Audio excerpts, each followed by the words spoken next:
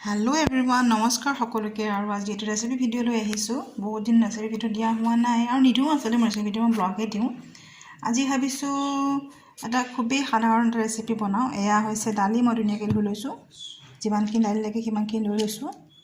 আমাৰ যেহেতু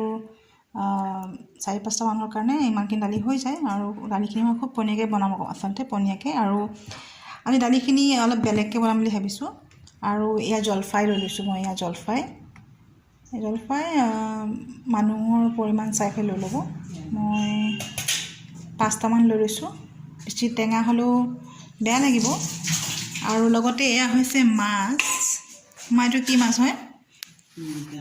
মিৰিকা সেইটো মাছ মই আচলতে মাছ তেনেকৈ মই চিনি নাপাওঁ আৰু এই মাছ মাই ধুনীয়াকৈ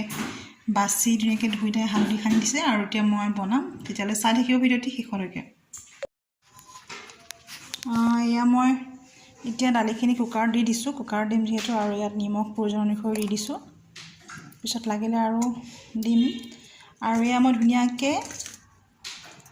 5টা জলফাই ধুনীয়াকৈ এয়া ধুই লৈছোঁ এয়া ধুনীয়াকৈ ধুই লৈ 5টা জলফাই মই ইয়াত দি দিম তাৰপিছত ধুনীয়াকৈ ঢাকনি মাৰি এটা চিটি মাৰিম তাৰপিছত ধুনীয়াকৈ তেল মাৰিম আৰু কেনেকৈ বনাওঁ চাই থাকিব ভিডিঅ'টি শেষলৈকে কুকাৰটো বহাই দিছোঁ গেছত আৰু এইফালে কেৰাহী মাছ ভাজিম কেৰাহীটো বহাই দিছোঁ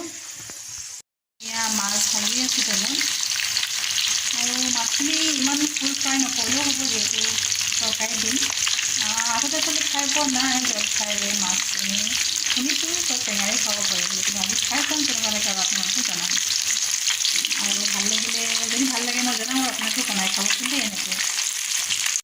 এতিয়া মই এইখিনি সামগ্ৰী যোগাৰ কৰি লৈছোঁ ইয়াতে মই সৰিয়হ দিছোঁ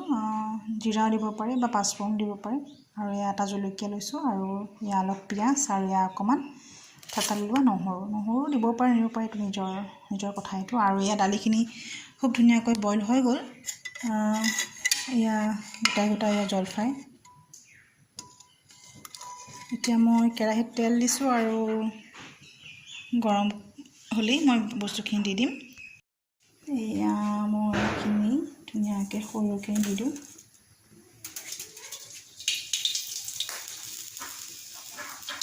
এয়া কেঁচা জলকীয়া দি দিছোঁ এইফালে কেঁচা পিঁয়াজ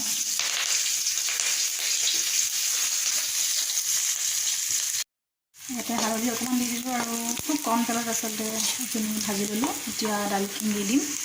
এয়া দালি খুব সুন্দৰকৈ উতলিব ধৰিছে আৰু এই জলফাইখিনি পিটিকি দিবও পাৰে নিদিবও পাৰে পিটিকি দিলে বেছি টেঙা হ'ব আচলতে অকণমান উতলিবলৈ দিছোঁ দালিখিনি এইটো আচলতে মই খাই পোৱা নাই আজি খাই চাম আৰু আজি কেনেকুৱা লাগে আৰু এই ভিডিঅ'টি মোৰ নহয় আচলতে মাহঁতেও বোলে খাই পোৱা নাই জলফাই দি আজি ভিডিঅ'টি শেষত ক'ম তাৰ পৰা মই ভিডিঅ'টি দেখি শুনি বনাইছোঁ আৰু ইয়াতে মই মাছ দি দিম খুব ধুনীয়াকৈ মাছখিনি উতলিব লৈছে মই জলফাই এটা ভাঙি দিছোঁ বেছি টেঙা হ'লে বোলে মায়ে খাই বেয়া পায় মাহঁতে খাই বেয়া পায় চ' এতিয়া মই ধনিয়া পাত অলপ দি দিম ধুনীয়াকৈ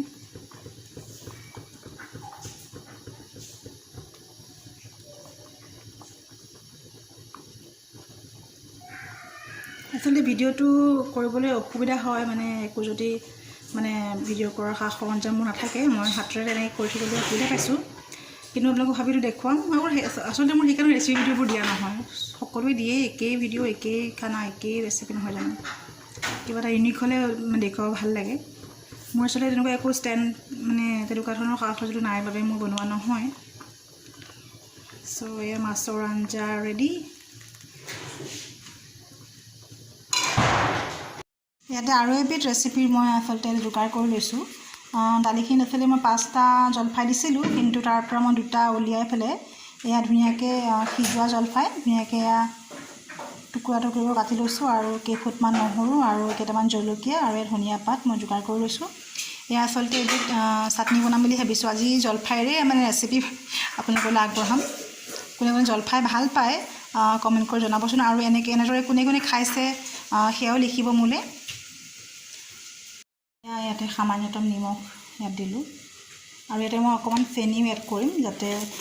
খাবলৈ অলপমান সোৱাদযুক্ত হয়। এয়া অকণমান চেনি, তাকে চেনি আপোনালোকে মিঠা যদি চাটনি খাব বিচাৰিছে অলপ বেছিকৈ দিব পাৰে, আৰু কমকৈ খালে কমাই দিব পাৰে, বা এইটো স্কিপো কৰিব পাৰে। এইটো মই আচলতে টেঙা কিবা খালে, মই ৰবাব টেঙা খালেও মই মানে চেনি অকণমান দিওঁ, তেতিয়া খাবলৈ আৰু সোৱাদযুক্ত হৈ আছে। এতিয়া মই ধুনীয়াকৈ এইখিনি পেষ্ট কৰিলোঁ, তাৰপিছত লগ পাই আছোঁ। আৰু কেইখিলামান পদিনা পাত লৈ আহিছোঁ। পদিনা বেছি নাছিলে কাৰণে মোৰ ওচৰত এইখিনিয়ে আছিলে, তথাপিও টেঙাই পদিনাই খাবলৈ আচলতে বেছি সোৱাদযুক্ত, সেইকাৰণে আচলতে মই দুখিলামান পদিনাও লৈ আহিছোঁ। এতিয়া আৰু এবাৰ ভালকৈ মাৰি দিলে ধুনীয়াকৈ পেষ্টটো হৈ যাব। মোৰ চাটনিবিধ তৈয়াৰ হৈ গ'ল। অকণমান টেষ্ট কৰি চাইছিলোঁ, খুব সোৱাদযুক্ত হৈছে। টেঙা মিঠা ৰ'দৰ বতৰত বহি খাবলৈ আচলতে খুবেই মানে মজাৰ কথা। আৰু একদম একো ভালকৈ মই পৰিৱেশন কৰা নাই দেই, একদম লৰালৰিকৈ পকা জলকীয়া এটাৰ সৈতে পৰিৱেশন কৰিছোঁ। বৰ বিশেষ নাজানো, তথাপিও আপোনালোকক অকণমান দেখুৱালোঁ। আৰু খাই চাব, এনেকৈ কেঁচা জলফাও দিব পাৰে দেই ইয়াতে। মই অৱশ্যে সিজোৱা দিলোঁ, কেঁচা জলফাও দিব পাৰে। চ' লাষ্টত একদম অকণমান দেখুৱাওঁ আপোনালোকক কেনেকৈ মানে ভাত সাজৰ লগত কেনেকৈ ৰেডি কৰিছোঁ। একদম চিম্পল ঘৰুৱা আহাৰ। আৰু শেষত আৰু এটা কথাই কওঁ, বতৰত আচলতে ভিটামিন চিযুক্ত বস্তু যেনেকৈ টেঙা হওক, মানে যিকোনো টেঙা আৰু জলফাই, আমলখি এইবোৰ বতৰৰ ফল আচলতে খাব লাগে। খোৱাটো ভাল, স্বাস্থ্যৰ কাৰণে ভাল। ভিটামিন চিটো টেবলেটেই পায়, আৰু টেবলেট নাখালে এনেকৈ ধৰণৰ খাব পাৰে। আমি আচলতে ঘেঁচনিত জলফাই ৰুকি খোৱা হয়েই, প্ৰায়ে খোৱা হয় আমি আচলতে ঘৰত। আৰু চাটনিও খোৱা হয়, পুৰিও খাওঁ কেতিয়াবা, জলফাই পুৰি চাটনি তেনেকৈও খাব পাৰে আপোনালোকে।